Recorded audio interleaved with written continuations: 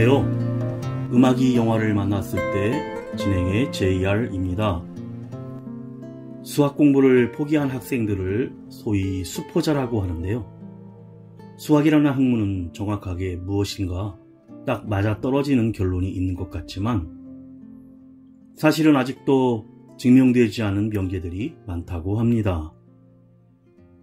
그 난제들 중 가장 정점에 있는 것이 리만 가설이라는 것인데 1859년에 독일의 수학자 리만이 제시한 이 가설이 참이면 매우 불규칙적인 소수에도 규칙성이 존재하게 되어 소수에 대한 여러 난제가 해결되기 때문입니다. 리만 적분 이론을 정립한 리만은 젊은 40세에 세상을 떠났지만 1854년에 곡률이라는 개념을 발표하면서 평행선이 하나뿐인 유클리드 공간, 모든 직선이 만나는 타원 공간, 평행선이 무수히 많은 쌍곡 공간 이론 등이 50여 년 후 아인슈타인의 일반 상대성 이론의 모태가 되었습니다. 그리고 리만 가설이란 리만 제타 함수의 근들이 음의 짝수가 아니면 실수부가 2분의 1인 복소수이다 라는 가정하에 지도교수 가우스의 소수 이론을 증명했고 1896년에 아다마르와 푸생은 리만 제타함수의 모든 복소수근의 실수부는 0과 1 사이에 있다가 증명이 되며 가우스의 소수 정리가 완성되었습니다. 수학을 알지 못하는 이들은 좀 어려운 단어들이지만 1959년 리만 가설 발표 100주년 기념 강연에서 연사로 초청된 미국의 노벨 경제학상 수상자이며 뷰티풀 마인드의 주인공인 존 내시가 강연 중에 정신 분열 증세가 나타났는데 이는 너무 난해한 리만 가설을 풀기 위해 몰두하다가 정신 분열증까지 생겼다고 합니다. 이렇게 현재 리만 가설은 2000년에 클레이 수학연구소가 100만 달러의 상금을 걸었지만 아직도 정복되지 않은 산 같은 문제라고 합니다.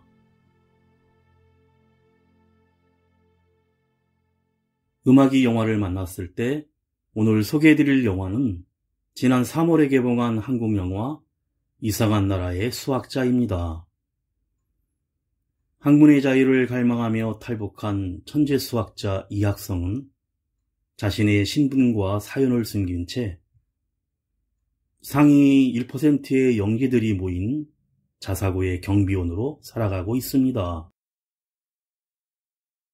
차갑고 묵뚝뚝한 표정으로 학생들이 기피 대상 1호인 이학성은 북한 사투리 때문에 인민군이란 별명으로 불리는데 어느 날 자신의 정체를 알게 된 뒤 수학을 가르쳐달라 조르는 수학을 포기한 고등학생 한지우를 만나고 정답만을 찾는 세상에서 방황하던 지우에게 중요한 건 답을 찾는 올바른 풀이 과정이라며 공부하는 법을 가르치며 이학성 역시 뜻하지 않는 삶의 전환점을 맞게 됩니다. 먼저 3인조 혼성그룹 어반 자파카가 부르는 널 사랑하지 않아 듣고 영화 이야기 시작합니다. 무슨 말을 할까 어디서부터 어떻게 고개만 떨구는 나 그런 날 바라보는 너 그 어색한 침묵 널 사랑하지 않아 너도 알고 있겠지만 눈물 흘리는 너의 모습에도 내 마음 아프지가 않아 널 사랑하지 않아 다른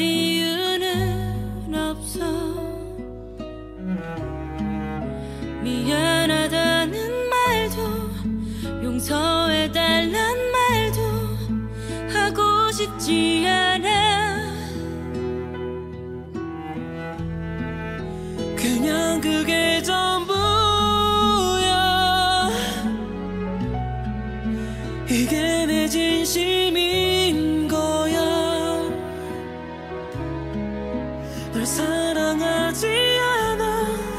널 사랑하지 않아. 널 사랑하지 않아. 너도 알고 있겠지만 눈물 흘리는 너의 모습에도 내 마음 아프지가 않아. 널 사랑하지 않아.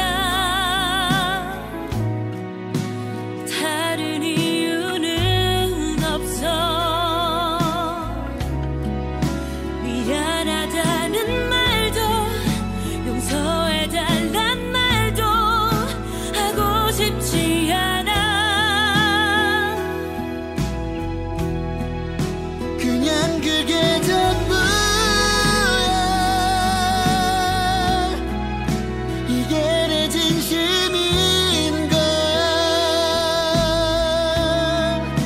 널 사랑하지 않아. 널 사랑하지 않아.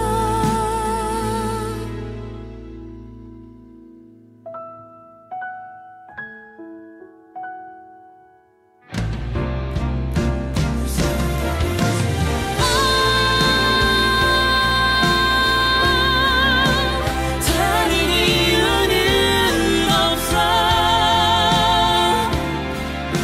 미안하다는 말도 용서해달란 말도 하고 싶지 않아. 그냥 그게 전부야. 이게 내 진심인 거야. 널 사랑하지 않아. 널 사랑하지 않아.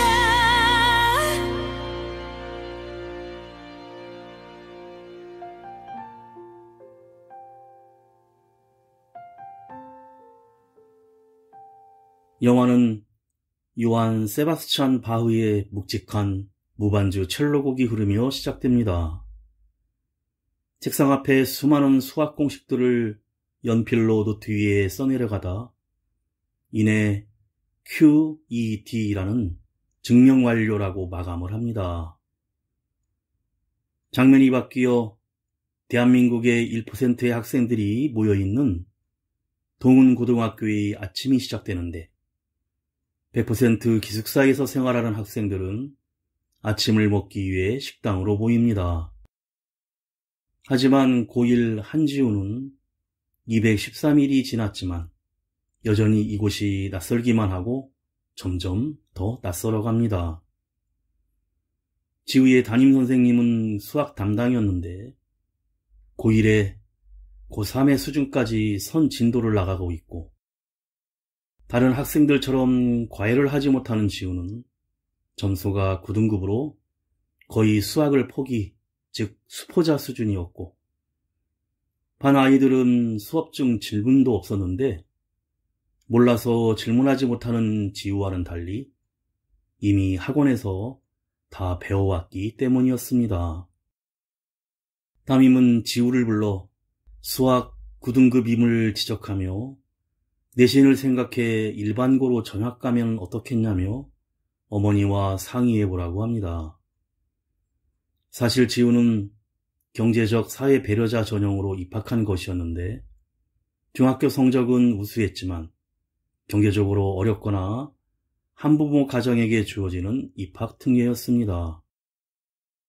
그러던 중 기숙사 룸메이트 3명이 돈을 걷어 저녁에 지우에게 소주와 안주를 사오게 하자 창문으로 몰래 들어오다가 그만 경비원 일명 인민군에게 적발이 되지만 소주 4병과 젓가락도 4개임에도 불구하고 의리 없는 다른 룸메이트 3명과는 다르게 한지우는 자신이 혼자 있다고 끝까지 버티며 기숙사 퇴실 한 달이라는 징계를 받습니다.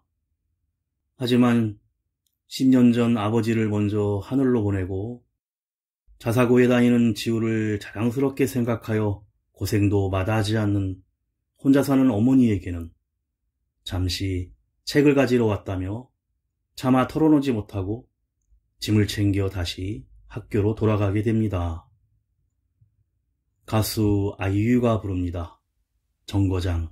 다음 정거장에서 만나게 될까 그리워했던 얼굴을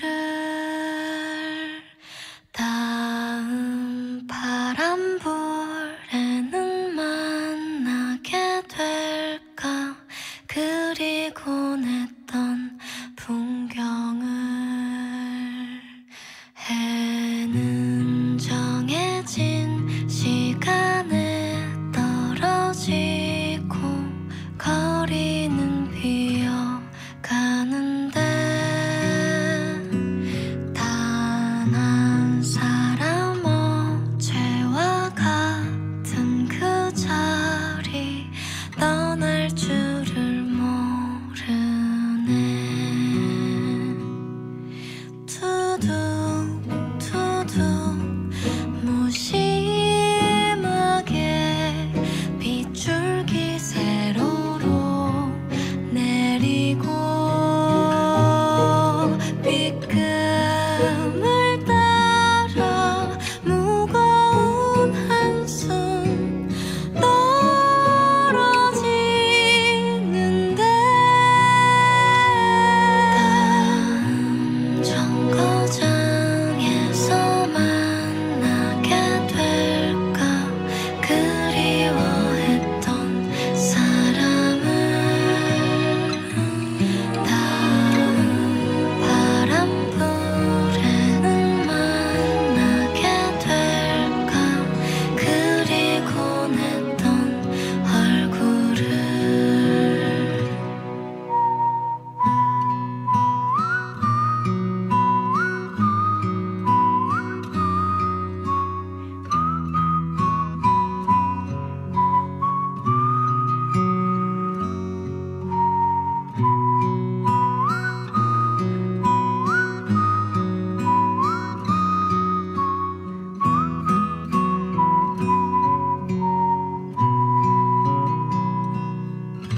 한 뼘 머리 위로 꽃노을 발갛게 번지고 황혼을 따라 춤추는 그늘 길어지는데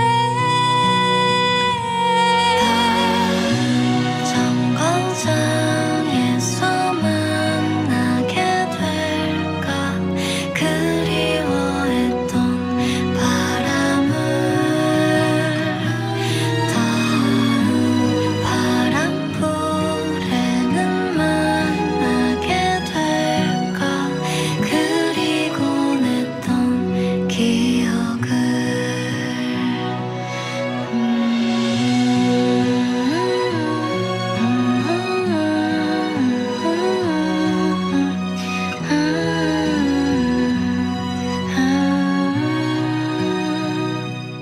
아님 이 다음 세상에 나 닿을까 떠난 적 없는 그곳을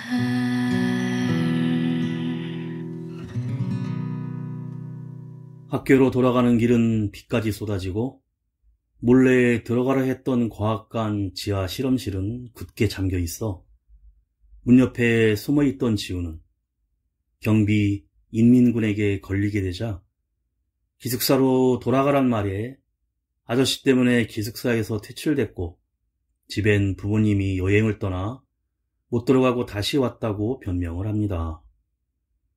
하룻밤 경비실에서 신세를 지게 되고 다음날 수학 시간에 주말 숙제로 내줬던 수학 문제집에 답을 맞추는데 웬일로 지우의 문제집에 모든 정답이 적혀 있었고 지우는 경비 아저씨가 자기가 자는 동안 풀어놓았다는 사실을 알게 됩니다. 그 후로 지우는 경비를 찾아가지만 문전박대를 당하고 집요하게 찾아가고 또 청소도 해주며 문제지에 대해 알려달라고 부탁하지만 쫓겨나기만 합니다. 며칠 후 지우의 담임과 선생님들이 사회자들을 비하하는 발언과 빨리 전학을 시키든지 정리돼야 한다며 한지우란 이름을 들먹이는데 옆에서 청소를 하던 경비 인민군은 엿듣게 되고 오늘도 경비실에 찾아와 수학을 가르쳐달라는 지우에게 왜 수학을 잘하고 싶냐고 묻고 점수를 올리고 좋은 대학 가고 좋은 회사 취직하려면 차라리 전학을 가서 용꼬리보단 닭 대가리가 낫지 않겠냐고 충고합니다. 그러자 지우는 6살 때 아버지는 음주운전 사고로 돌아가시고 혼자 계신 어머니를 위해서 전학은 안 된다며 다른 아이들 학원 다닐 때 아무리 노력해도 안 돼 화가 난다고 하자 경비 인민군은 사온 음료를 딸기 우유로 내일 받고 오라며 지우를 가르치기로 합니다. 다음날 스크린과 조명 기구 등을 평소 만나는 중고상 안기철을 찾아가 구입해와 과학관 지하 실험실에 지우의 수학 과외실을 꾸미게 됩니다. 가수 임영웅이 부릅니다. 우리들의 블루스. 잊지는 말아요. 함께 했던 날들 눈물이 날 때면 그대 뒤를 돌아보면 돼요. 아프지 말아요. 쓸쓸한 마음에 힘든 일이 참 많았죠. 그대에게 내가 곁에 있을게요. 그댈 위해 노래할게요. 잊지 말아요. 그댈 위해 약속할게요. 언젠가 우리 시간 지나면 알게 되겠죠. 그땐 웃을 수 있죠. 나 약속할게요. 그땐 미소 짓겠죠. 작은 행복까지 모두.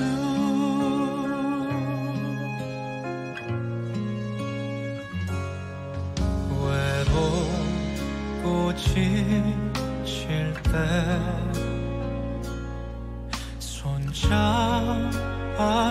손잡아줄게요.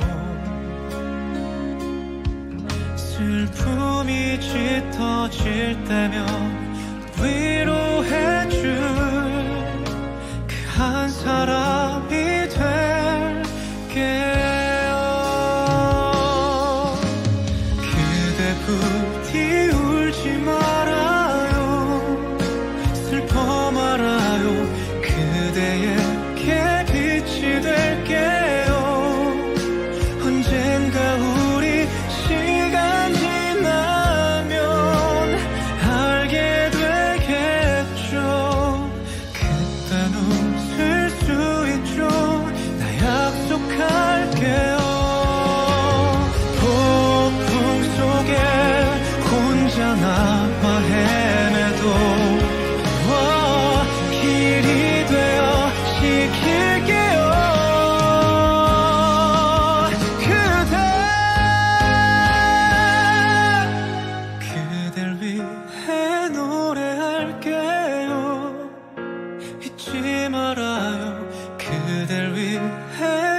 약속할게요.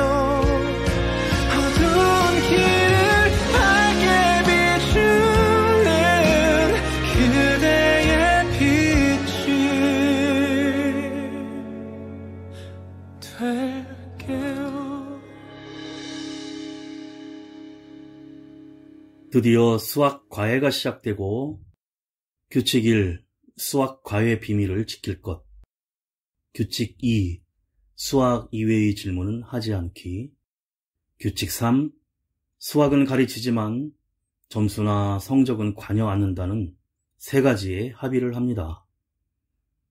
첫 수업 내용은 직각 이등변 삼각형의 넓이를 구하라고 하는데 밑변 곱하기 높이 나누기 2의 수식에 쉽게 넓이를 맞췄지만 문제 자체의 높이가 실제 존재하지 않는 삼각형이었고 시험에서는 정답이라고 주장하는 지우에게 존재하지도 않는 삼각형의 넓이를 구한 것은 문제가 아니며 답을 맞추어 보는 것보다 질문이 무엇인지 알아야 하는데 틀린 질문에는 올바른 정답이 나올 수 없기에 답은 맞추는 것이 아니라 답을 찾는 것이라며 그것이 수학이라고 합니다. 그리고 엡실론이라고 중얼거리는데 무한히 작은 극한값의 하찮은 존재를 가리키는 단어였습니다. 이렇게 밤마다 수업 후에 과외를 하게 된 지우는 경비인 인민군이 딸기 우유만 먹으며 불면증 때문에 바흐의 첼로 무반주곡을 듣고 잠을 청하는 모습을 보고 가족이나 탈북 스토리에 대해 궁금해합니다.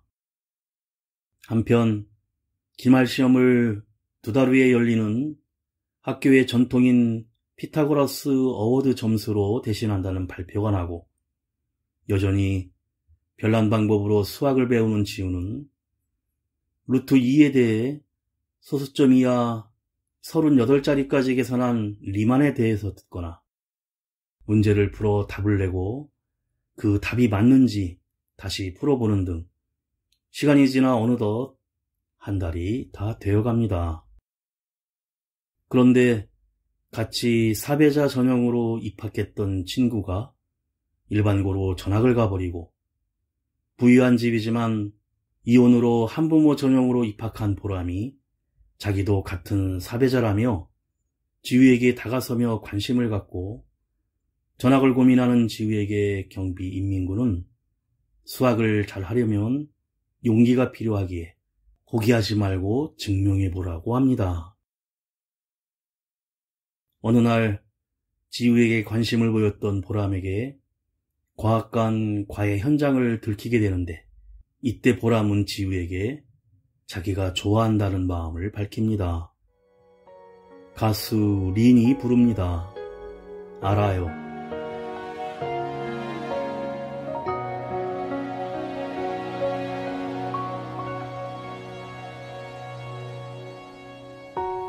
햇살처럼 눈부시게 다가와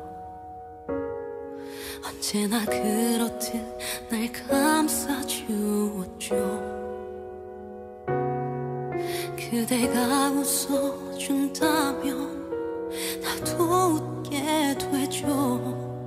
언제부턴가 그대는 내게 사랑인 거죠. 날 기억해 줄래요? 혹시 우리가 헤어진다 해도 나에게 허락되지 않은 하나가 있죠. 가질 수도 없는 사랑 그대인 걸 잘 알아요. 하늘이 세상을 다 준다 해도 그대에게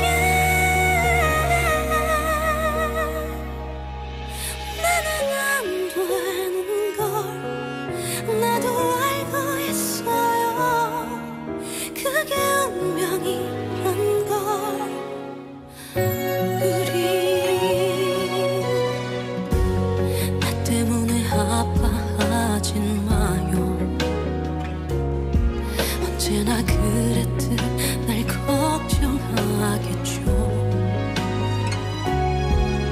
그대가 힘들어하면 난 죽을 것 같아. 언제부턴가 그대는 내게 사랑인 거죠. 날 잊지는 말아요. 혹시 인연의 끈이 끊어져도 알아요. 나에겐 허락되지 않은 하나가 있죠. 가질 수도 없는 사랑 그대인 걸 잘 알아요. 알아요.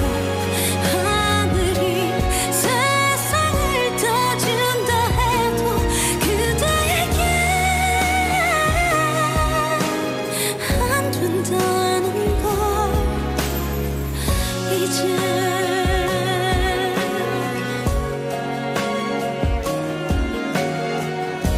나 그대의 모든 걸 내 마음에 새겨둘게요.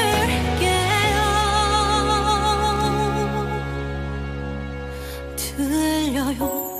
나에겐 메아리 쳐돌아온 사랑이죠. 혼자서만 하는 사랑 그댄 아마 모르겠죠. 보여요. 어둠이 내 두 눈을 가려버려도 그대와는 이런 운명이겠죠. 아픈 인연이겠죠. 그런 사랑이겠죠.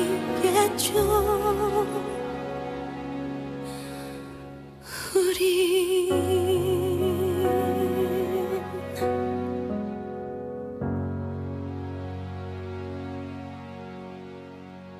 수학의 아름다움을 자연수, 소수, 파이, 허수, 일, 영 등을 조합해서 설명하던 경비 인민군은 실감하지 못하는 지우에게 피아노를 칠 줄 아는 보람에게 원주일 파이에 3.1419로 이어지는 숫자를 음계로 변화하여 파이송이란 곡을 같이 연주하기 시작합니다.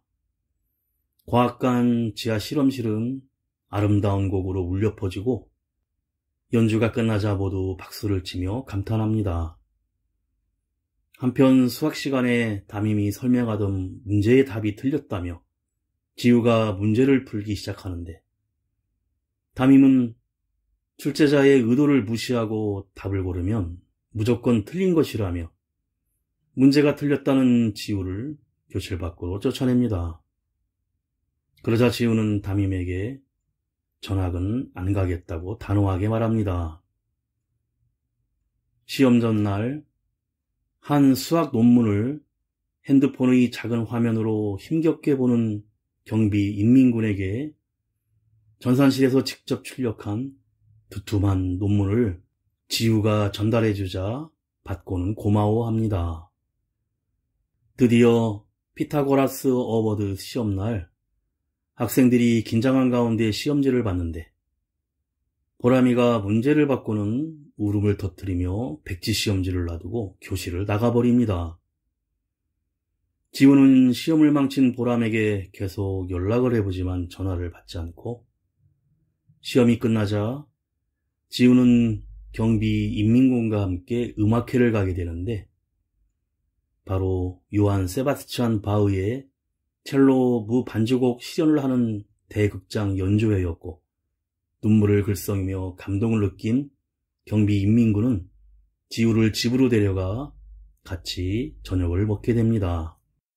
둘이 마주한 식탁에서 맛있게 밥을 먹던 지우가 떠나고 그 시각 학생들의 공유 페북에 시험 문제 유출에 대한 제보의 글이 올라오는데 바로 보람이 올린 것이었고 사실 보람은 엄마가 담임을 통해 비밀리에 소개받은 오일러 수학연구소의 과외에서 사전 유출된 문제지로 공부를 했었고 시험 당일 시험지를 받자 그 사실을 알게 된 보람이가 충격과 분노로 시험을 포기하고는 제보에 글을 올린 것입니다.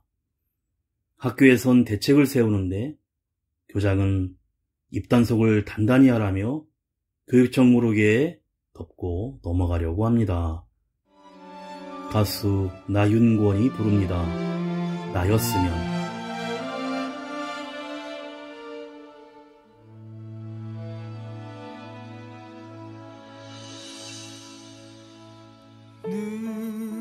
바라만 보내요.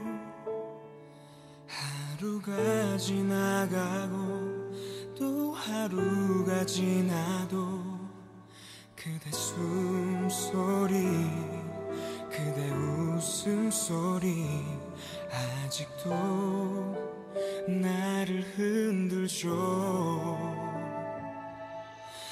또 눈물이 흐르죠. 아픈 내 맘 모른 채 그댄 웃고 있네요. 바보 같은 나 철없는 못난 나를 한 번쯤 그때 돌아봐 줄 수 없는지 알고 있죠. 내 바램들은 그대에겐 아무런 의미 없단 걸. 나였으면 그대 사랑하는 사람 나였으면 수없이 많은 나를 낳기도 해왔죠. 푸르른 나무처럼 말없이 빛난 별처럼 또 바라만 보고 있는 나를 그댄 알고 있나요?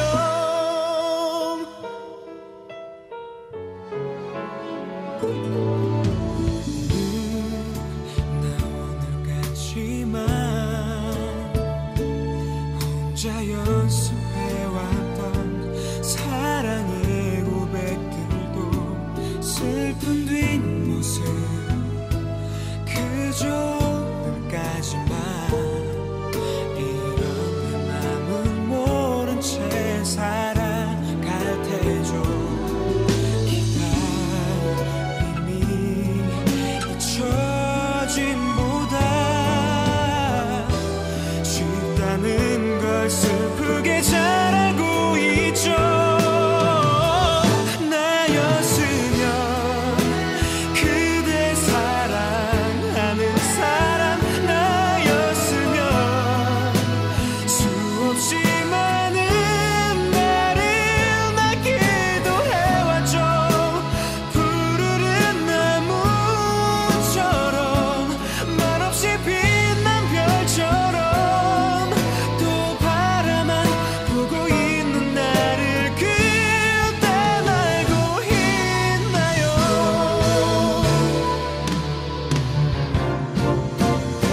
묻고 싶죠. 그댄 잘 지내는가요? 함께하는 그 사람이 그대에게 잘해주나요? 바보 같은 걱정도 부질없단 걸 알지만 눈물 없이 꼭 한 번은 말하고 싶었죠. 사랑한다고.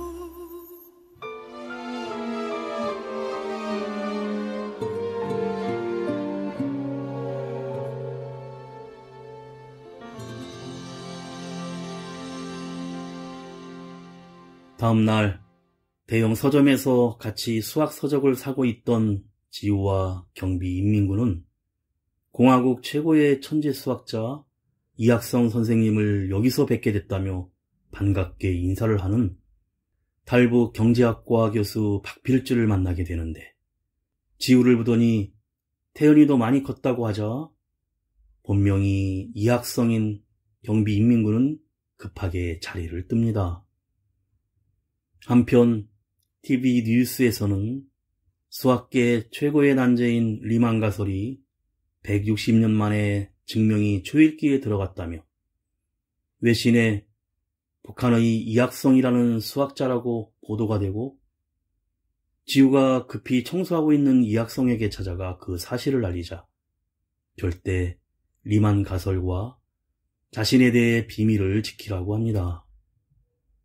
한편 담임은 문제지 유출권으로 고민을 하다 학교 CCTV에 찍힌 지우가 시험 전날 전산실에 출입하는 장면을 보고 수학 논문을 출력한 것이고 절대 문제 유출은 안 했다고 부인을 하자 담임은 자신의 범죄를 떠넘길 좋은 기회라고 생각하고 평소 수학 점수가 30점대였는데 이번에 70점대를 받은 것과 CCTV 증거로 아무리 부인을 해도 범인으로 확정될 것이라며 전학만 간다면 모두 조용히 해결될 것이라고 협박과 회유를 합니다. 한편 북한 방송에서는 수학자 이학성을 남한에서 납치했다는 비난 보도가 나오자 국정원에서는 숨어 살고 있던 이학성의 기자회견을 정식으로 열어 대한민국으로 자신이 탈북했고 리만 가설의 증명에 대한 공적도 세우려고 작전을 세웁니다. 하지만 북측에서도 얼마 전 만났었던 탈북 교수 박필츠를 통해 다시 북한으로 돌아가자고 접촉하여 협박하지만 단칼에 거부합니다.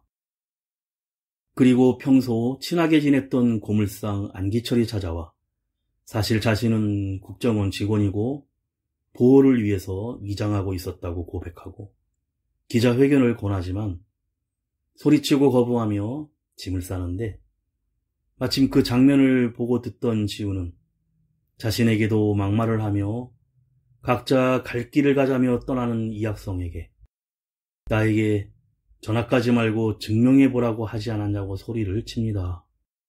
그리고 보람은 수학 논문을 출력받은 이학성이 증언만 하면 지우의 혐의가 풀릴 것이라고 충고하지만 이학성과 비밀을 지키기로 한 지우는 모든 것을 포기하고 조용히 전학을 가기로 합니다. 가수 나비가 부릅니다. 내가 할 수 없는 말. 끝인 걸 알아. 아마도 오늘이겠지. 듣기 싫은 말 애써 준비한 걸 알아.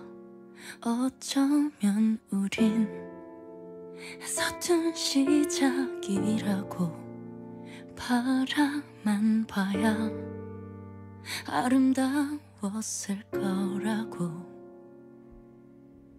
수없는 이별을 말하면서 왜 너의 진심은 없는 거야. 난 사랑했잖아. 원했었잖아. 뜨겁게 날 안았던 너잖아.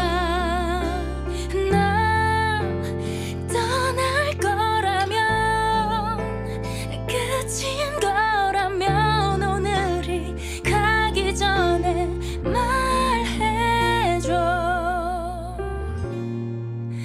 내가 할 수 없는 말.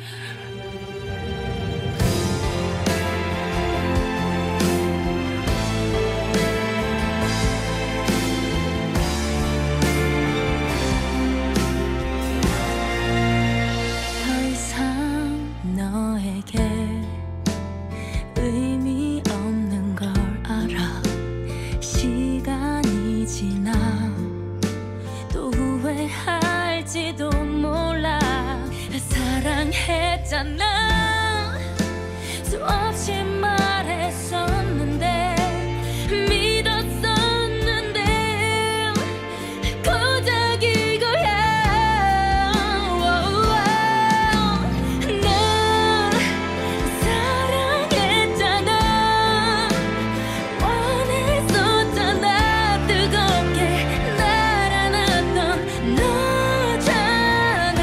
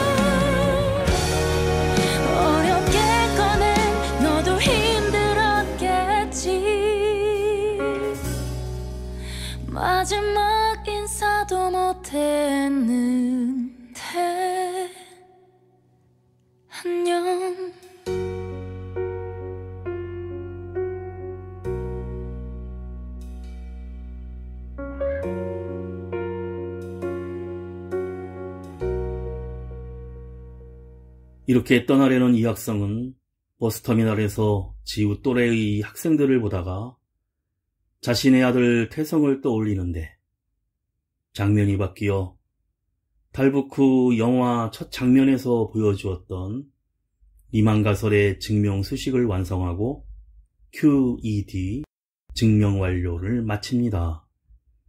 이때 집으로 들어온 아들 태연이 차별받는 사회에서 적응을 하지 못해 싸움을 일삼고 신분을 숨겨 노동판을 전전하며 오로지 수학에만 전념한 아버지 이학성에 대한 불만으로 그 잘난 수학을 하며 혼자 잘 살라며 집을 나간 후 북으로 다시 돌아가려 강을 건너다가 그만 총살을 당하고 말았던 것입니다. 이런 아픔을 가진 이학성에게 아들같이 도와주었던 진우가 전학을 간다는 사실을 보람이 전화로 알려줍니다.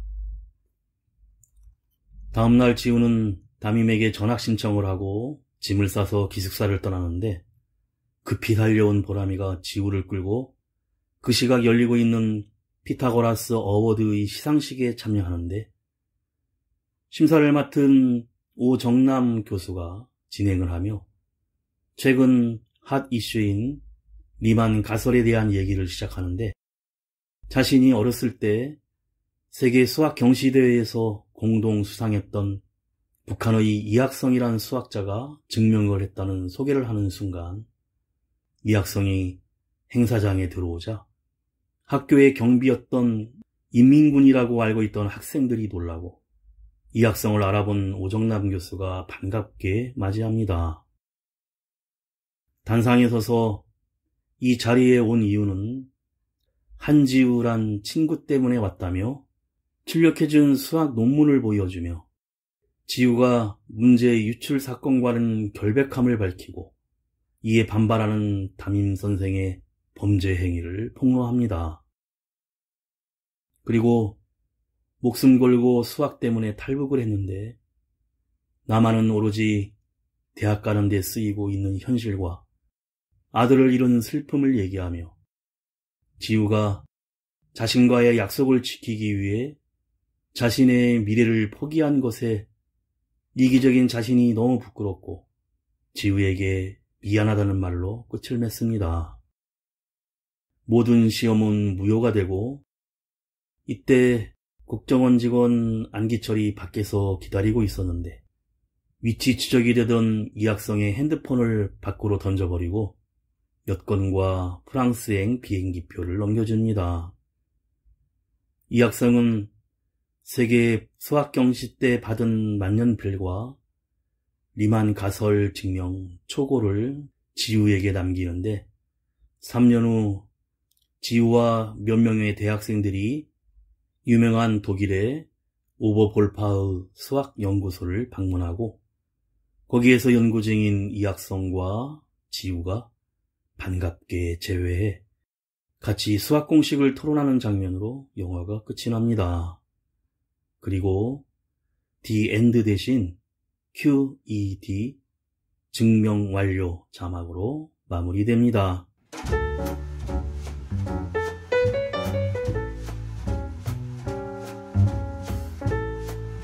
영화는 신분을 숨기고 고등학교 경비원으로 일하는 탈북한 천재 수학자가 수학을 포기한 학생을 만나며 벌어지는 감동 드라마인데요. 스스로를 세상과 단절한 채 살아가는 천재 수학자 이학성은 자신을 찾아온 한지우에게 수학을 바라보는 새로운 시각을 가르칩니다. 목표를 달성하지 못한 아이에게 다그침이 아닌 따뜻한 격려를 건네는 부모의 모습을 연출하고 인생에는 하나만의 정답이 존재하는 것이 아니라 삶의 근본에 대해 질문을 던지며 올바른 삶, 가치 있는 삶에 대한 질문을 배우 최민식을 통해 던지고 있습니다. 수학을 알지 못하는 관객들도 영화가 주는 감동과 재미를 충분히 느낄 수 있고 수학을 친숙하게 표현했으며 시나리오를 집필한 이용재 작가는 경제학과 출신으로 언론사 경제부 기자, 증권사, 펀드 매니저 등의 경험을 바탕으로 이만가설, 피타고라스 정리 등 전문 지식이 등장하는 시나리오를 완성했고, 출연 배우가 시나리오를 보다 쉽게 이해할 수 있도록 도움을 줬다고 합니다. 또 물리학 교수의 자문과 촬영 현장에도 수학 전문가가 참석해 혹시 모를 오류를 대비했다고 합니다. 각 분야 전문가들의 노력으로 탄탄하게 완성된 영화는 인생에 대한 따뜻한 위로와 수학의 즐거움을 전하는 특별한 이야기를 전해지고 있습니다.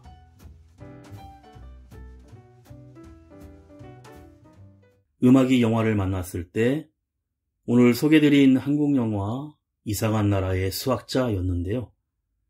영화에서 빼놓을 수 없는 것은 바로 음악인데, 이학성의 집에서 흘러나오는 묵직한 바흐의 무반조 첼로곡 1번은 이학성의 반전 매력을 보여주며 딱딱하게만 느껴지는 수학자가 예술을 사랑하는 사람이라는 것과, 파이송은 원주일인 파이에 음을 붙여 만들어진 곡으로 수학 역시 예술과 같이 아름답다는 사실을 표현했는데, 곽통훈 감독은 남다른 공을 들여 파이송 연주 장면을 촬영했고, 또한 연주자인 보람용으로 출연한 조윤서는 파이송 연주를 위해 매일 6, 7시간씩 피아노 연습을 했다고 합니다.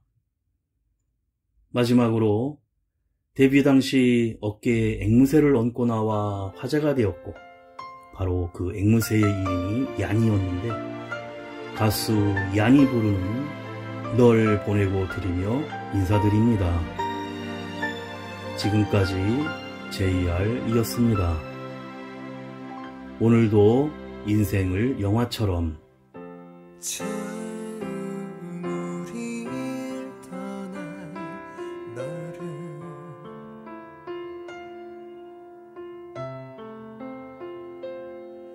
우린 받아들이기 너무 힘이 들었는데,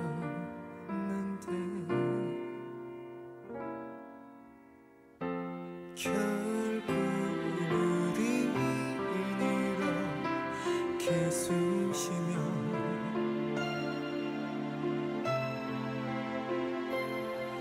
매일 찾아드는 그리움, 그걸로 살게 돼. 너와 눈 뜨고 잠드는 건 우린 알지만, 네가 힘겨울 땐 기댈 사람 그 또한 이젠 않지만,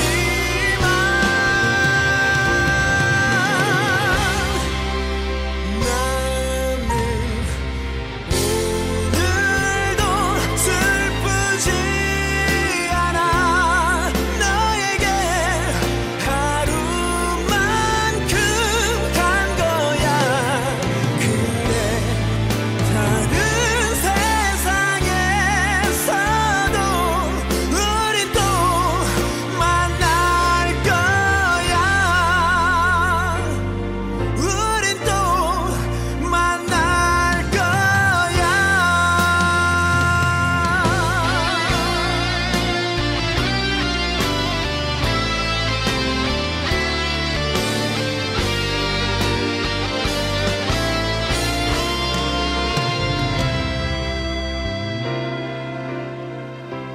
너와 눈 뜨고 잠